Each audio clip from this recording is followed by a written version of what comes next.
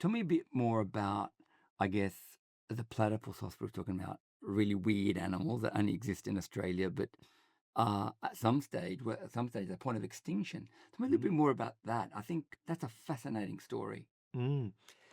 So, just over a year ago, we opened up a new facility called Platypus HQ at Taronga Western Plains Zoo, which really is an engine room for saving wildlife up there. We've got a big sanctuary, we've got a specialist teaching hospital, specialises in wildlife veterinary care, and recently we've opened Platypus HQ.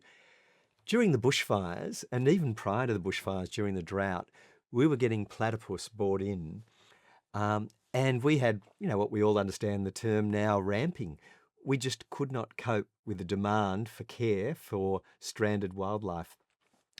Even after the bushfires, when the rain came, those river systems just got filled with ash and the water got poisoned. And again, platypus and so many other river species were threatened with extinction. So we've built this facility. There's a refuge. It can take a whole river system's platypus population, a whole region's platypus population that is in crisis, to bring them in out of harm's way and take over 60 platypus at one time. We've also got a research facility there because, ashamedly, it's one of the most unique animals in the world. A monotremes, it lays an egg, has this tiny little baby, and then the platypus suckles its young with milk, just like mammals, like we do. So, very, very weird combination.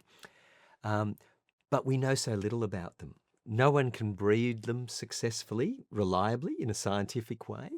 We know very little about their ecology.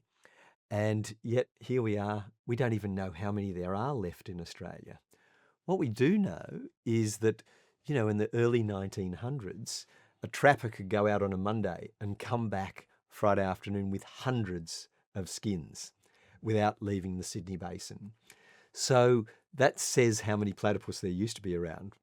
Yet you ask how many Australians have seen a platypus in the wild, it's very, very few.